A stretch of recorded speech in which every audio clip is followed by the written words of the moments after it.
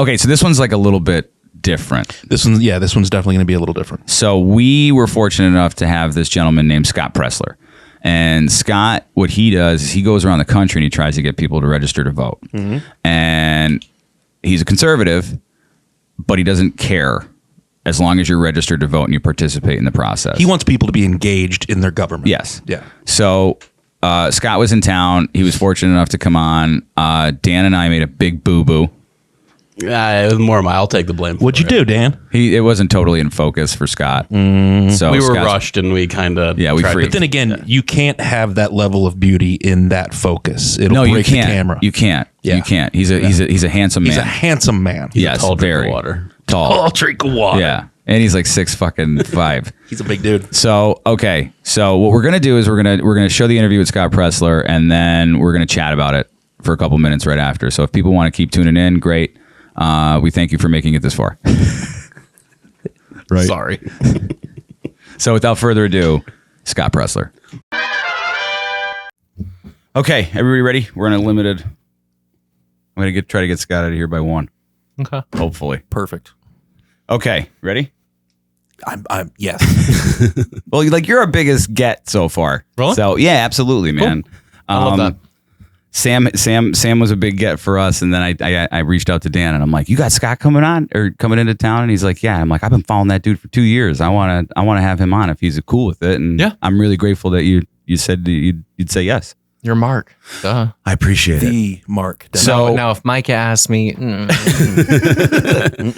right. So we're here with Scott Presler. Scott is an advocate for voter registration, can we use the word ballot harvesting? absolutely. Okay. Yeah. Because it seems like a dirty word around here that we can't say. Because it's like, oh, you can't say that word. Well, I want to reframe it and retrain people's brain. But yeah, say ballot harvesting. Let's go.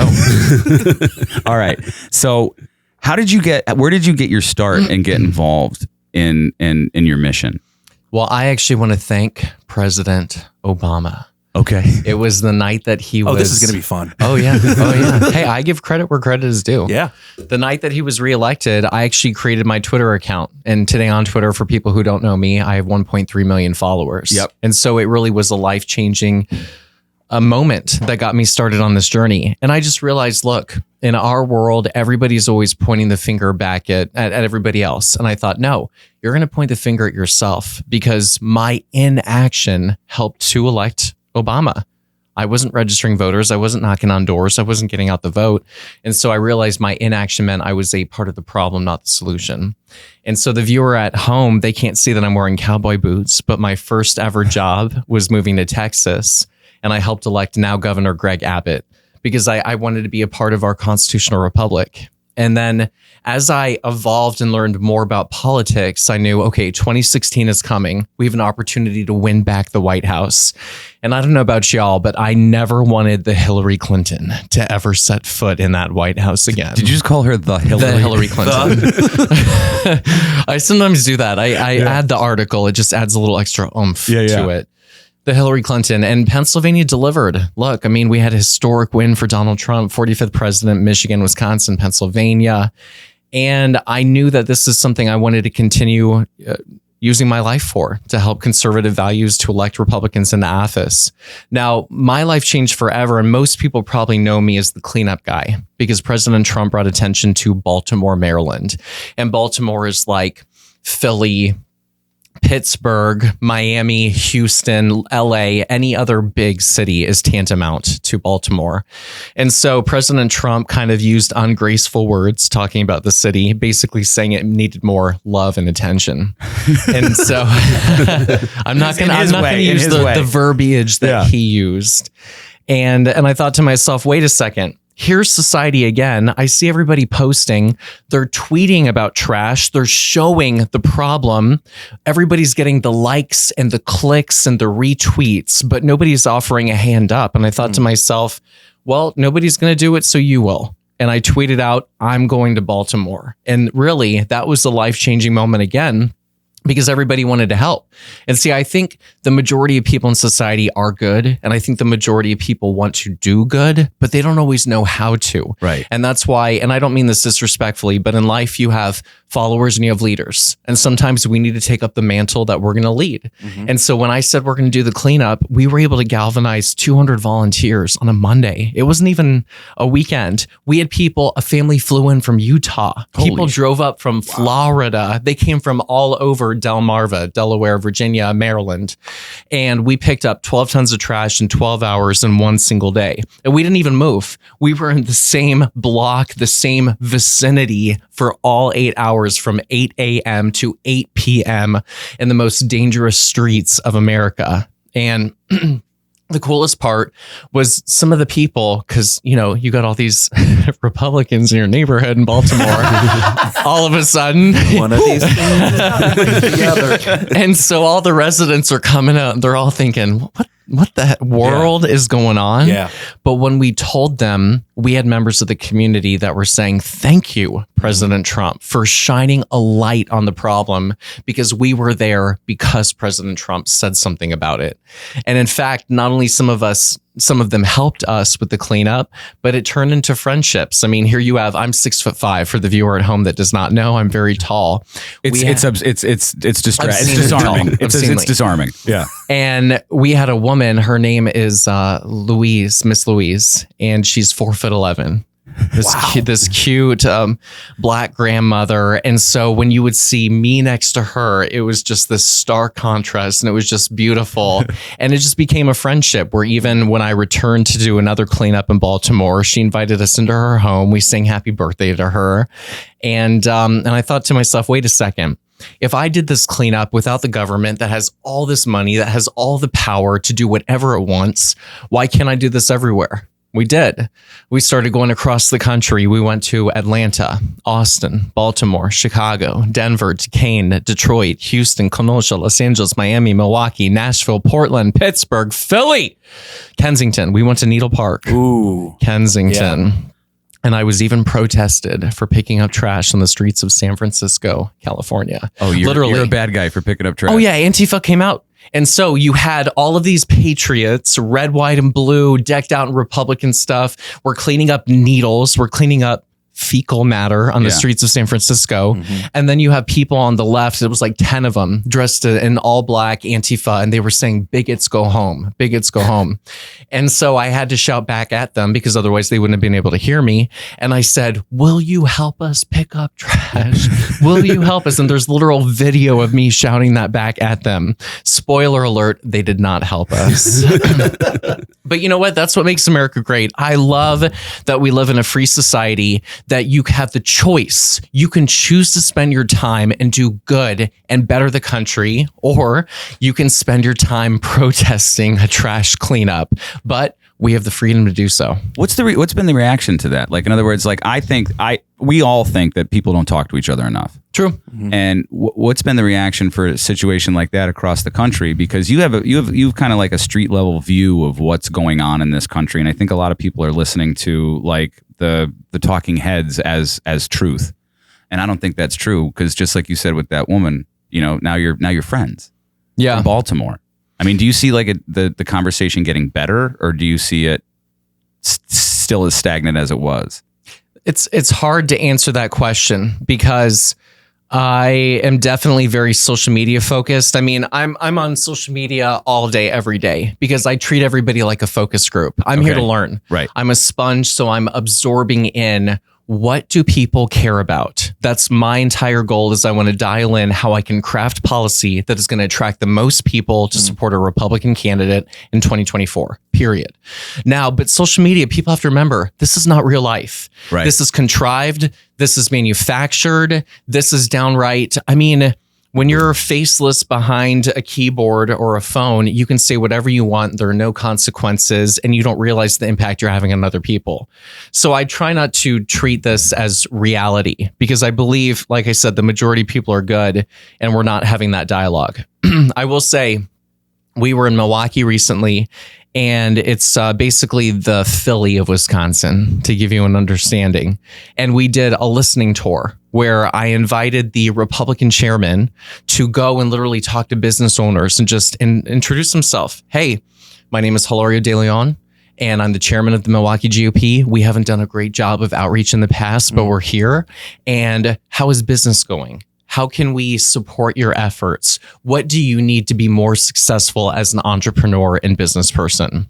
And I'll tell you, it was a 10 out of 10 success. And I hope that every Republican lawmaker, legislator, elected official, party person will go on a listening tour. Because how are we going to create a party that best serves the people unless we first listen to the people? And that's a great point. Right? That's a great point. I actually ran into an old friend at the grocery store last night, and he's very progressive, and we were just kind of talking and catching up. I hadn't seen him pre-COVID, and that was the big thing that I left that conversation with is the Democrat Party is very, very good at interacting with boots on the ground. The Republicans aren't. And I don't know if it's because they feel like they have the moral high ground or what that reason is, but like what you're doing is, I think, a very, very effective tool. And just literally, it's a listening tour.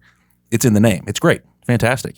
Thank you. Moving on to that. So when you listen, you're also registering people to vote. Yes. Okay. Tell me about where is voter registration in this country, and how are we doing? Are we succeeding? Are we failing? Are we doing well? Or well, I'll tell you, in Florida, my home. I was born in Jacksonville in Duval County, Florida. Again, my dad's a retired Navy captain. In 2012, the Democrats had an advantage of 500,000 more Democrats than Republicans in the state of Florida. Today, Republicans outnumber the Democrats by more than 450,000. So in a purple swing state that decided the 2000 election by 457 votes. If you guys, it was? I'm pretty certain. Close. I'm pretty certain. I remember on. it being close. Yeah. Hold on. We're going to continue to fill the space while we do this. Yeah, So, and I'm going to fact check. Florida, 2000, how many votes? And it's going to come up. Okay, so get this. This is Wikipedia. Don't trust Wikipedia. Don't use it as a source, people at home. But I'm just showing you what it says.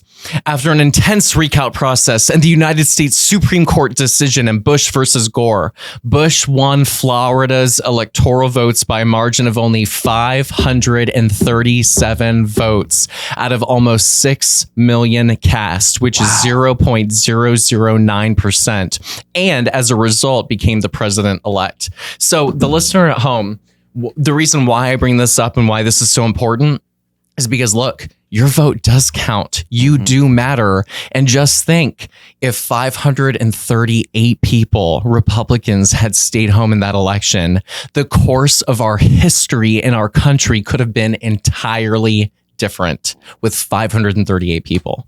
Isn't that phenomenal to think about?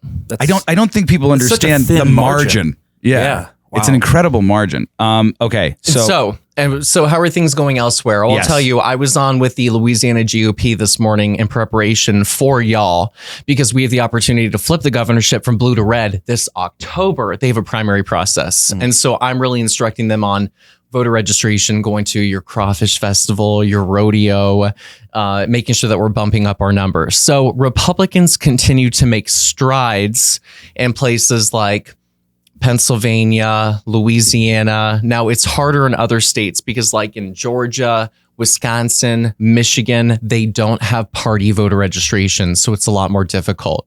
But you at home, are they open primary states? Or? Well, they are. So like Virginia, I have voted for one Democrat. Who was it? I did.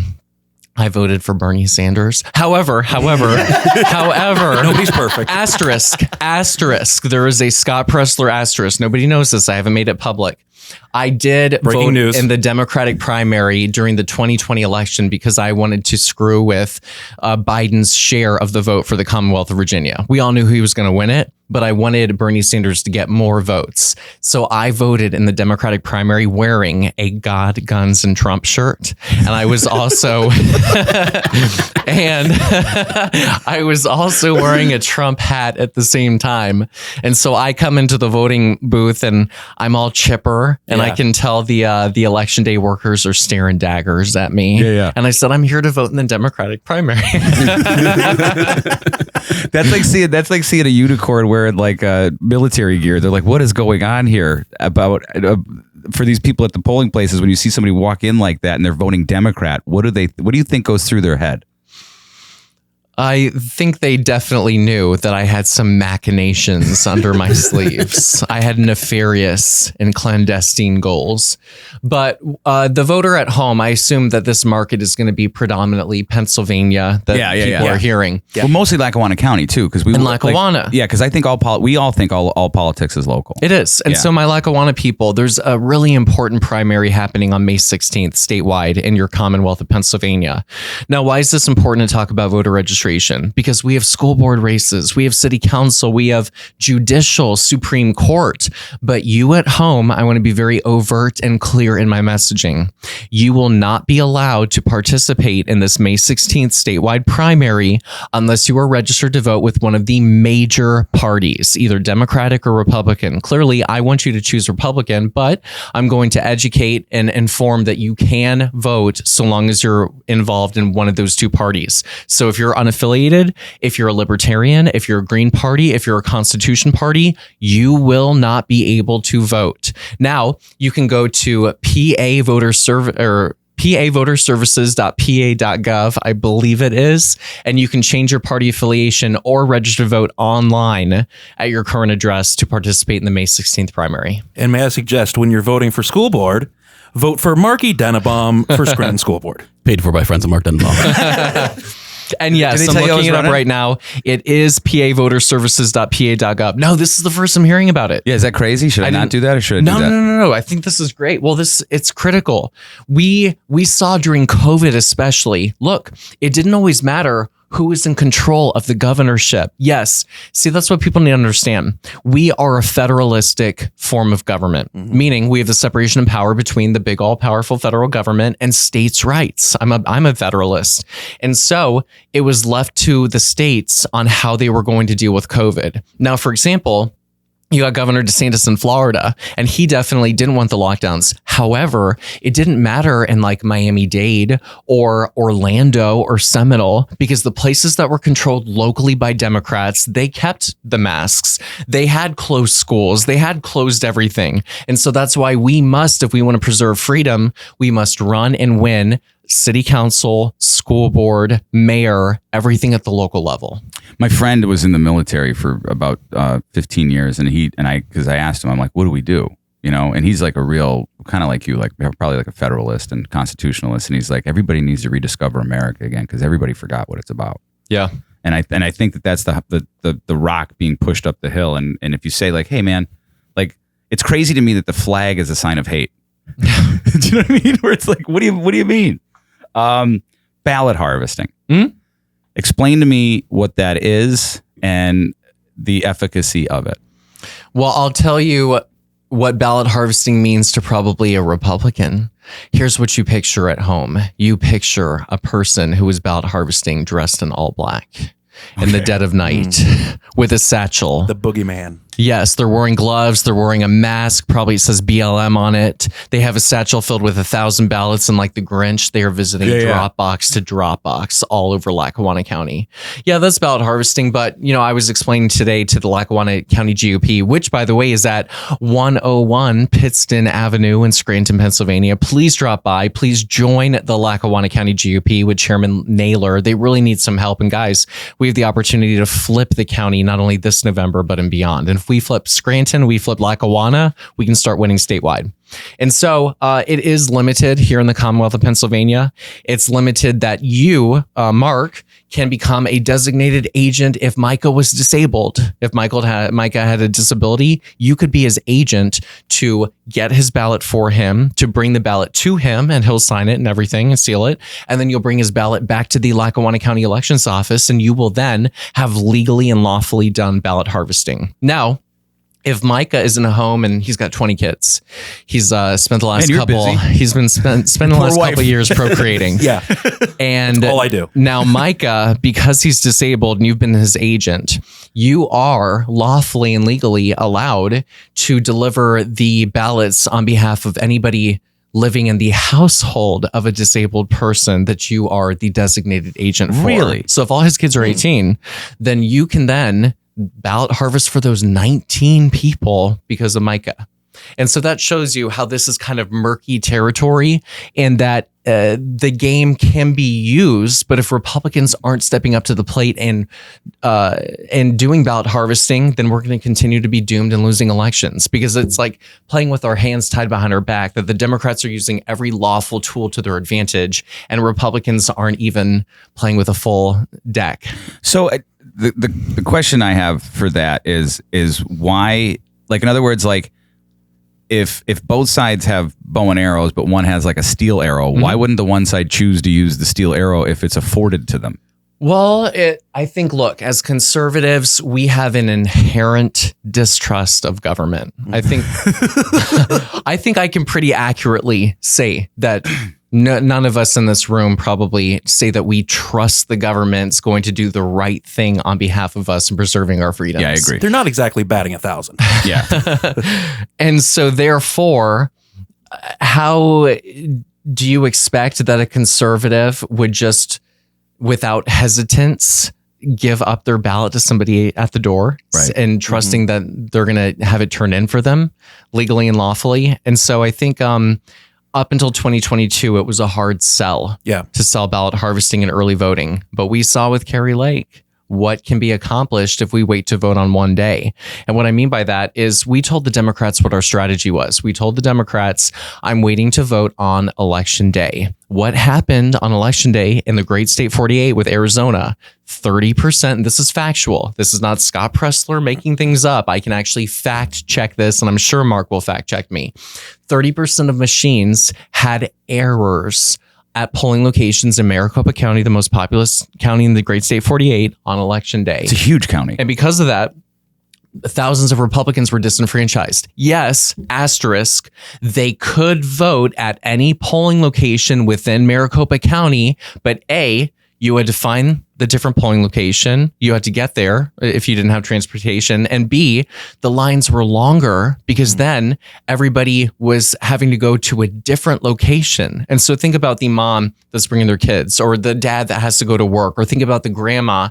Is she going to stand in line with 400 people waiting to vote? For hours. For hours. And so the fact of the matter is there were Republicans that were disenfranchised because we waited to vote on election day. And my argument is, had we engaged in early in-person voting, had we engaged in mail-in voting, I believe Kari Lake would be governor today of the great state 48, and Abe Hamadeh would be attorney general, and Blake Masters would be senator, and the Democrats wouldn't have a majority in the Senate right now had we engaged in all of the above approach to voting in the 2022 election. Well, she's doing, there's still something in the Supreme Court there, isn't there? At the Arizona Supreme Court? They're continuing litigation. That process? Yes. So in 6 years, we'll know. No, it just seems strange because, I mean, you're spot on. It seems like the Republican Party has this mentality that has made them late to the game on elections and as they've evolved over the years. And, you know, I remember saying this over the past couple of years after elections, you know, people wondering how in the world that happened. The poll said one thing, the results said another. It's because the Democrat Party has fully embraced mail-in voting, ballot harvesting. And, you know, of course, the argument back is, well, ballot harvesting is bad, but it's legal. They say it isn't. Did you hear anything about what happened in Luzerne County in the last election? I did. They mentioned, well, in Harris County, Texas, the most populous county in Texas, they ran out of paper ballots as early as 7:30. And when I mentioned that, AM? Yeah, they ran in Luzerne County. Here, let me repeat this. In Harris County, Texas, on election day in 2022, polling locations ran out of paper ballots as early as 7:30 a.m. Again, fact check me. I've done my research. Isn't that?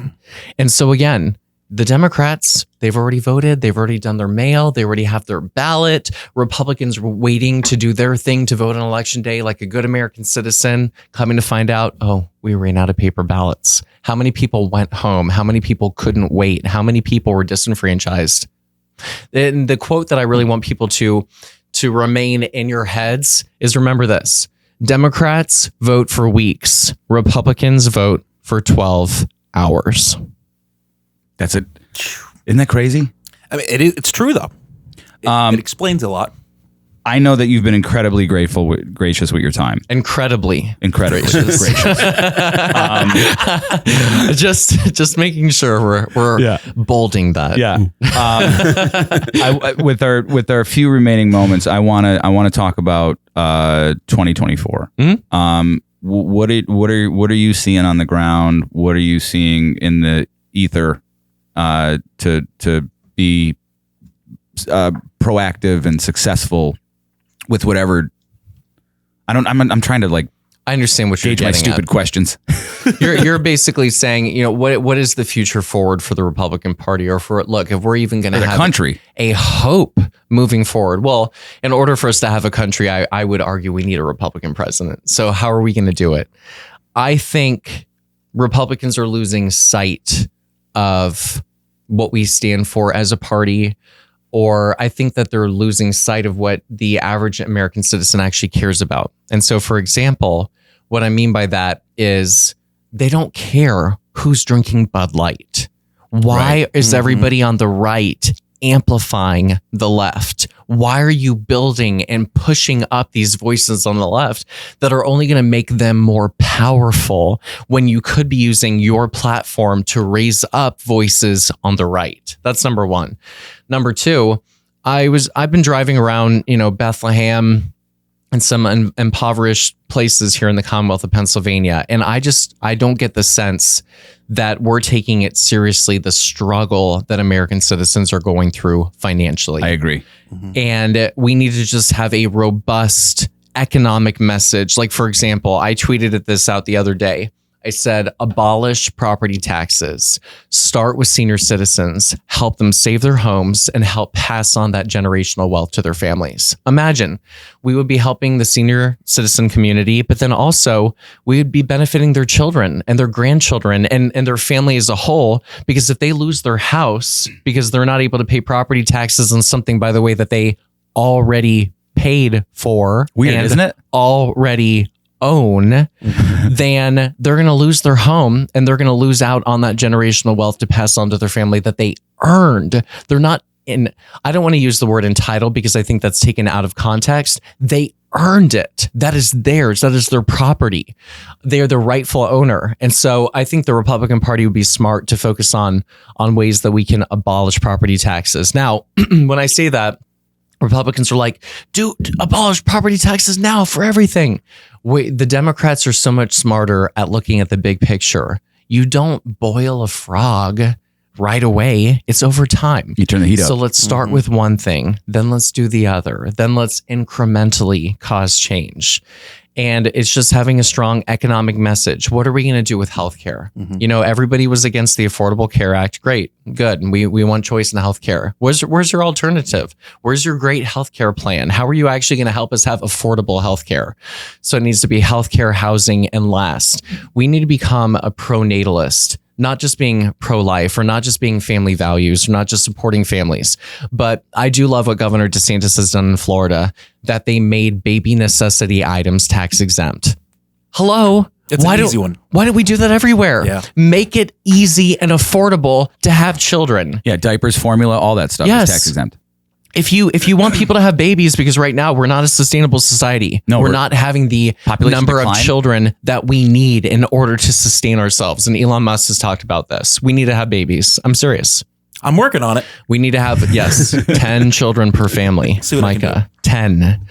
And so, but at the same time, I've spoken to moms who tearfully told me, Scott, I want to have a kid, but I can't afford it. And so let's be the party that if we are of family values and are supporting the family, let's help do it economically. And I think if we have that robust economic message, everything else will help to fall into place. But it starts first by making sure that people can afford to live. Let me ask you this. Have you ever considered a run into politics yourself? I'd consider it, but I'm a workaholic and I am hard core. I mean, don't even tell me I can't do something because I'm a Taurus. I will do it. I will get it done. I'm serious. I don't play around. That's awesome. It's a challenge. And so what I mean by that is I would take the job very seriously because people would be entrusting me with their vote, with their livelihoods. And so therefore I've got a national platform. And if I were to ever run, well, number one, I wouldn't run for Congress because I'd be one voice of 435 people that if Republicans don't control the House, Senate, and presidency, then what am I wasting my time on? Right. I would run at the state level and I would start with state representative, but I would only do it in an area that I knew for certain I could win because I'm not here to waste people's time. Yeah. I'm not going to run in a D+90 district just for fun and games. I'm here to actually run and win. And if I did that, I would only be in one district, in one county, in one or one congressional district in one state, which means that if I were doing the job responsibly, I wouldn't be able to have the impact I'm having now, able to travel to 30 states within 2 years. And so with that being said, I would consider it if and only if Republicans are successful in electing a Republican president in 2024 with a Congress that can help pass legislation. And then I would look to see about running myself. I think we're at our time right around there, or you want to keep going? It's up to you. I can give, only because it's Mark, not Micah, I can give 5 more. I get it. I get it. I can only give 5 more minutes. Okay. So, is there an all-encompassing message to everybody? Yes. What would that message Here's be? my message. Well, number one, like I said, stop amplifying the left, build up the right. And guys, here's my one criticism. I'm not going to name names because I don't do that. I'm classy. We need a positive, hopeful vision for the future. Yes, it's important to talk about ways that we are failing at a country. And yes, it's important to talk about ways that we can improve, but do it in a positive way. There's so much negativity. There's so much hatefulness. That's why in part people come to my Twitter. They go, Scott, I always see that you're talking about something positive. You're always sharing good news. I like coming to your Twitter because I know it's going to be, a positive vision. And so that's what, to anybody running for president, make sure that you are giving people hope for the future, that we can be that shining, city on the hill that everybody talks about. And then number 2, the infighting has got to stop. Look, I'm not picking a side. I'm not choosing Governor DeSantis. I'm not choosing President Donald Trump. I'm not choosing Nikki Haley. I'm not choosing Tim Scott. Scott Presler is on the side of winning. I'm here to register voters. I'm here to galvanize the base. I'm here to ballot harvest. I'm here to educate and train the leaders that when we have our presidential candidate for the Republican Party next year, we will have an infrastructure ready to go and actually win the election in 2024. Is it just you? Are you just on Twitter, or do you have other? I'm on everything. I'm on True Social, Getter, Telegram, Gab, Parler, Facebook. Did I say Twitter? I'm on everything. Snapchat. There's too many now. Everything is at Scott Presler, SCOTTPRESLER. And my direct messages are open, so you have full permission to slide into my DMs in the most wholesome of manner. Scott, this is a big day for you and me. I follow 2 people on Twitter. I'm one of them. Elon Musk and Marky. What? Wow. Did I earn a follow? This is a big moment for us. And wait. You're now the 3rd person wait. This is huge. I follow on Twitter. Okay, well, I'm pulling up my Twitter right now. Yeah. Are you going to follow him back? You know what? I think Son of a bitch. I didn't even get followed back. I think I might actually do it. Let me go to my followers. You know what? I might actually have to post something now. There's a Micah Woodard. That's I me. see it right here. Wow. I might actually have to post something now. Oh my God. Might be the picture that we take. Yeah. Okay. I think that what you're doing is so important. And Thank you. I'm sure that you wish that everybody has had the perseverance or the persistence that you did. And I want to just, me personally, thank you for everything that you're doing, because to me, it seems it's all about bringing people together to live a better life and to have a more optimistic future. Absolutely. So Yes. Dan, you want to say anything or ask anything? Because we just ignored you. I learned how to boil a frog today. That's pretty exciting. So, Scott Presler, thank you so much for being here and for everything that you do. It was fun. Thank you guys for Not having bad. me. Will you come back maybe if you're in town? Maybe. Maybe we can find more time. If Micah asks. I'll just DM Now you. that he follows me, yes. Yeah. If Micah slides into my DMs, yes, I'll come back. Fair enough. All right. Thank you so much, sir. Thank you. We're putting way too much thought into like coming back in. Yeah. It's stupid. All right, there it is. Wow, guys, did you see that? So, okay. So you guys didn't know about him. So yeah, you told me about him. I didn't know who he was at all. Right. And typically when we have a guest on that's somebody that you've booked, I kind of like to get to know them live in person. I don't want to know what they're going to talk about. I don't really want to know if they have an agenda. I kind of really enjoy getting to know people on the fly. Some would call that lazy. Yeah. Yeah. That's just a really But no. But like in your defense, like it is good to like. It's nice to see you like learn in the moment. Well, and that's the thing. Like I actually enjoy the podcasts more when I don't know anything about the person that's coming on. Right. Besides like the broad details. Yeah. Yeah. But for him, you sent Dan and I a link earlier the morning that we did the podcast, and Because he was on Tim Pool. Mm-hmm. Yeah. and I got like the Cliff's Notes version of him, which I'm actually really glad I did with him because it gave me a little bit of a background. I'm not learning about this guy on the fly. I feel like because he didn't have a ton of time. He graciously gave us his time. He didn't have a ton of time. We didn't really have those. Normally we do this for 2, sometimes 3 hours, and we really get to know someone really well. Right. So I feel like I had a nice basis. So as he spoke and what he spoke about. I felt like I still got to know him a little bit personally because of having that background. So Yeah. I think he's a fan of you too. I mean, he followed you on Twitter. yeah. Are you jealous? A little bit. I could see it in your face. You could see. Yeah, you could You could totally see the visibly see it in your disappointment. face, yeah. Dan, did Yeah. you see the disappointment in my? You were really sad that, especially for the amount of time that you I'm like spend on this Twitter. guy. I'm like this guy. He's gonna. This zero guy's posts on Twitter, and I could follow you- 3 people. Okay, so when this airs, could that be your post? You know what? This is going to be my only Twitter You'll post share probably it? ever. I will put this out first on Twitter. So what did you think about? Because you know that like I'm like kind of politically they them. Remember we talked about that with Amanda? Oh yeah, Mark said they them. Yeah, I'm a they them politically. Yeah. So what did you think about what he was trying to do? I mean, do you think that it's necessary in No, our I think in it's our country? absolutely necessary. Yeah. I mean, what I found so unique about him, the thing that I appreciated the most about him was kind of towards the end when he was talking about how Republicans get caught up in things. Like, so I think Bud he Light. mentioned the Bud Light can. Yeah. He's like, yeah, that seems fun to kind of joke around about and, shoot up a case of Bud Light. People want to know how they can get affordable health care for their families. Yeah, Those are real world solutions that we need. And so for me, I love that about his approach is, I went home and I was talking to my wife about it a little bit. And I said, the thing that I found really interesting is he didn't once say anything negative about Democrats. No. I don't remember saying one negative thing. They In don't fact, pick up trash. No, he said like Antifa. Yeah. okay. Yeah. So, but like his only negatives were, hey, Republicans, you can do better.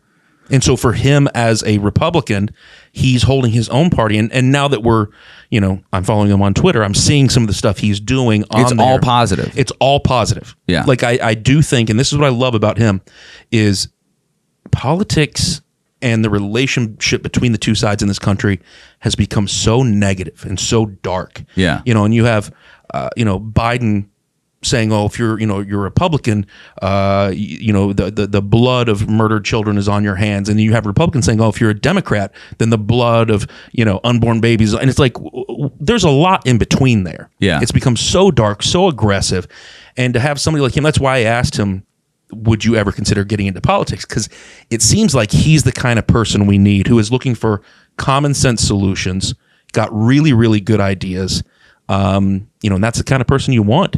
And he's not like against like so the thing that I found like most troublesome about what he was talking about is like being in San Francisco picking up trash and then protesters protesting his picking up trash, and he extended an olive branch to say, well, why don't you come help? Right. Do you think that like they wouldn't come help because is their hatred so heavy Is it that they don't want to? They're afraid that if they go do it, they're like, oh, I might actually like these people and see that I have a lot in common, or do you think they're just lazy? Like I'm here to protest, but I'm not here to actually work. So I think that I don't know if that makes sense. I think it's a combination of all three. You think so?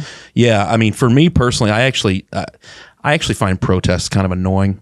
They are. I don't care who's doing it. Yeah, be active. Don't be reactive. Exactly. Yeah. Like, go pick up trash. Yeah. Don't stand there and hold a sign that says somebody should come and pick up the trash. Just pick it up. Yeah. You know, or help out the sons of bitches that are over there doing it. Right. Like I think picking up trash, it like crosses party lines. Like people we that all live in the protest tend to neighborhood. be lazy. Yeah. Because they are asking for somebody else to go and do the work that they could do in their own community. Yeah. You know, and so to me, It's I like just they kind feel of like- find them.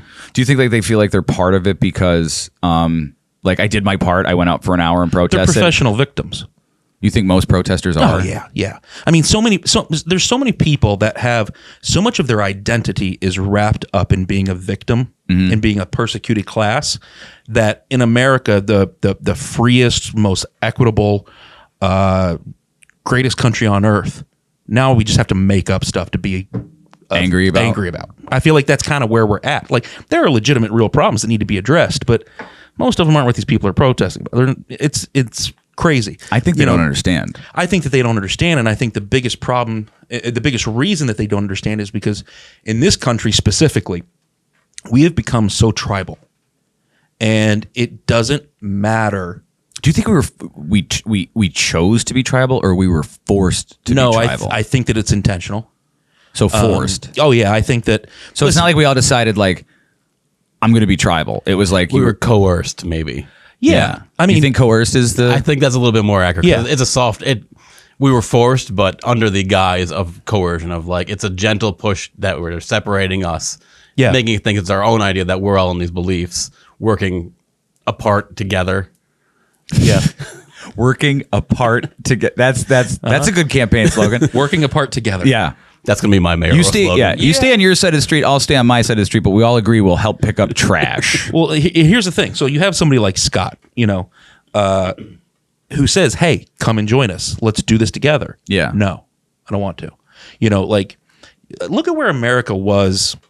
I don't know, 12 years ago. You know, Barack Obama's in office, first black president. Well, half, whatever. Okay. Whether He's just as white. Whether you, well, yeah, but like whether you like him or not. That's true. But what I'm saying is this: everything's going great. We elect this guy. Everything's going great. Well, it Everyone's felt like happy. it was going great. What the powers that be can't have is that everybody's getting along. Because if we're not mad at each other, then we start to look at who's up there and we get mad at them. Yeah. So the worst thing that can happen is for a country to be fair, to be equitable, you know, for everybody to be getting along, for everybody to be happy. Well, no, it's not the worst thing. It's the worst thing for the people. It's the worst thing for the powers that be. Yeah, yeah. Because then we aren't concerned about what Bud Light put on a can, or you know, you see what they did today? This person of this color said or did or whatever, blah blah blah.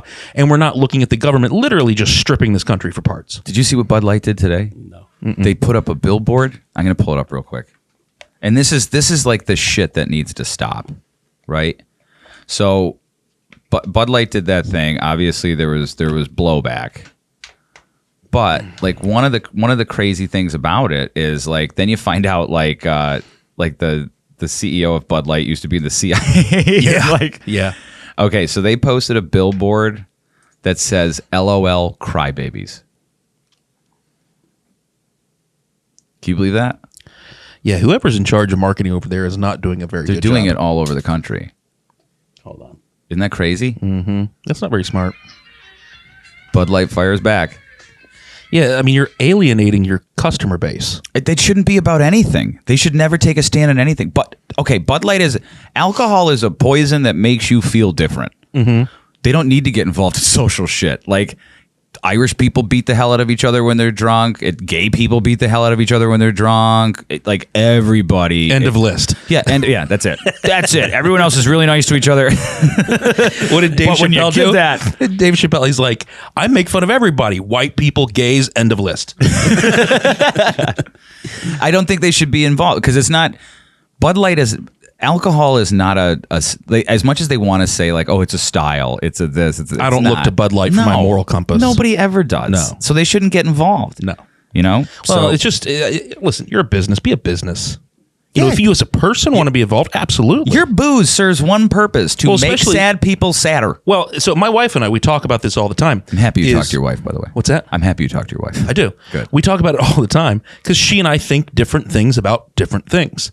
But when Micah says something, whether it be on a podcast or out in public or whatever the case may be, I'm speaking for Micah and Lauren. Yeah. And consequentially, I'm speaking for Micah, Lauren, Lavish, and Drip Bar.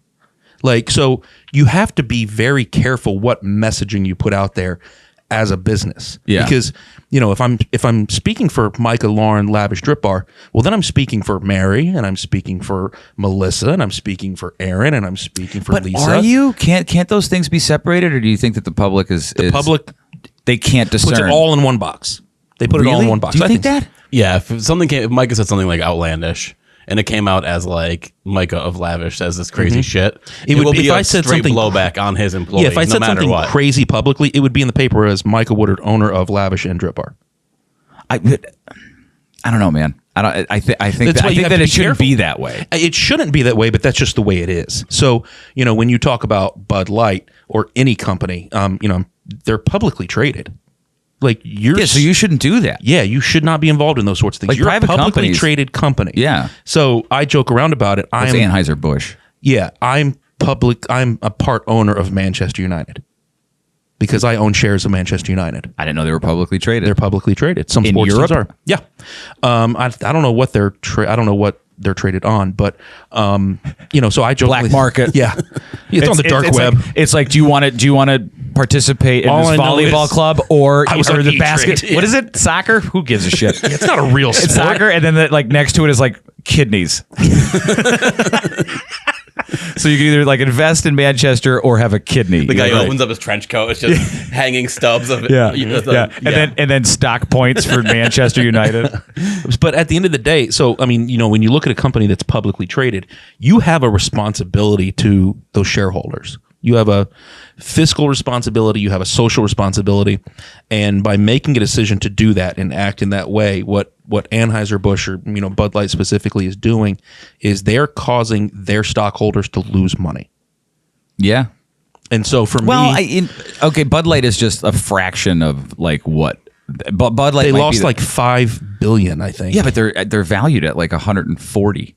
You know what I mean? So like what's $5 billion to them? I don't know, Yeah, but if I'm Bud investing Light's in like a company, staple in like their brand, right? So like they're InBev. So you think about like Julian. So they have Anheuser-Busch is like big part of InBev. That's a big seller in America. Budweiser and Bud Light. Like InBev, like the stores. InBev is like the overall, Oh, I thought Anheuser-Busch was like the parent company. but I think they're owned by InBev. Okay. So you got to take, even though we think of it might be smaller, but that is like a staple brand that like that's what Anheuser-Busch had all this time. I mean, their trading name on, you know, NASDAQ or wherever it's traded is their 3 letters. I don't know what that's called, is BUD, Anheuser-Busch. It's traded as Bud. Oh. Yeah. Well, okay. Then I was. I know that like Stella and a couple other beer Yeah, brands they're- are all a part of this, but They're not in frat houses. far and away, I would say that's probably minimum 50% of their So, portfolio. okay. Let's get off Bud Light for a second. Back to Scott. Okay. So, This is what Diversify happens. your bonds. yeah. We go off on these tangents. So, he might be coming back in September. He'll spend more time with He better us. be coming back. So we can get a little bit more. So, I mean, so here's the thing, like being that I'm a they, them politically, I want to get like as much as possible to get like a well-rounded, for people to just get an education on like, you know, and not just like an education, like I'm teaching you. It's just like, oh, here's a perspective, you know, maybe just look at it and don't like frown on it. Well, I think that like the thing for him, like I don't mean me, I mean we. yeah, but I'm like- saying like I think with Scott, the thing that really I left it with is there's so many people that think they should be voting this way or thinking this way or doing. Most people don't even know what they're voting for. It's insane. They're just, you know, pulling a lever or ticking a box or, you know, whatever. Like people don't know, you know, just you were told you're this because your parents were this, or Yeah. your friends and your sorority are this. It's like, so that's what I am, and that's what I'm going to do. And it doesn't matter like the person, the character, what some of their platform might be. You're just picking it because I'm blue or I'm red. It's just what I am. And I think for him, the thing that I think he really emphasized over and over and over is get involved, especially at the local level. Yeah. Which is why you're running for school board, because you want to be involved and make a difference at the local level. Because, listen, the person in the White House doesn't really affect us that much. Well, at some point, maybe. Maybe the trickle down. But our local city council makes a big difference in our lives. Our county commissioners make a big difference in our lives. I just got an idea. What's that? Run for mayor? No. Mark Payne. Oh, we should have him on. Yes. It'd be a blast. It would be a lot of fun. Yeah. Dan, do you want to have Mark Payne on? Yeah, let's have Mark on. Lord Bread. Yeah, Lord Bread. Okay, how much time do we have? How much time do we go? That's like 15 minutes. That's good, right? Yeah. It'll be a shorter one. Yeah. Do you need some eye cream? No. Okay. I already put some on. He's really trying to push us that thing. He's trying to get us to say it. Skin Better eye cream available at Lavish. Here, And all other We fine used it retail. earlier if you can see my eyes. Yeah, It looks look so how good. young I Yeah, I look. know. Let me see. So what do As you I pull my glasses down like an old man so everybody can see. Yeah. you look Are those boobies? Let's see here. those look like boobies. All right, so what do you squeeze it a little bit? No, you have to just pump the top to get the thing to come out. All right. I think I got. Am I doing it right? I can't see shit. Yeah, you're doing it right. Yeah? You're doing great and Can I proud of just you. rub it there? Mm-hmm. All right. So this can be found at Lavish. Do you want to say the price tag? Nope. I want people to have a panic attack when they come in. We're using it like just indiscriminately. We're like, oh, this is more than caviar per ounce. So How many ounces? Yeah, it is. yeah. So for people listening here, like all we want like is for people to just like pay attention. Maybe the people that you're told were villains aren't villains, and maybe the people you're told are heroes aren't really heroes. So always question what you're told and do your own digging and figure out like, because at the end of the day, all we can rely on is our intuition to be like, I never really had all my interactions with this person are not, they're evil. Yeah. Well, people think because of the letter next to somebody's name, they're evil. It's not true. no, it's just a t-shirt. It's the unfortunate thing about America in which if you want to be involved in politics, you have to pick one of two parties. Well, that brings me back to my always question. Do you elect or select your leaders? Exactly. So, Dan, you want to say it? What a week.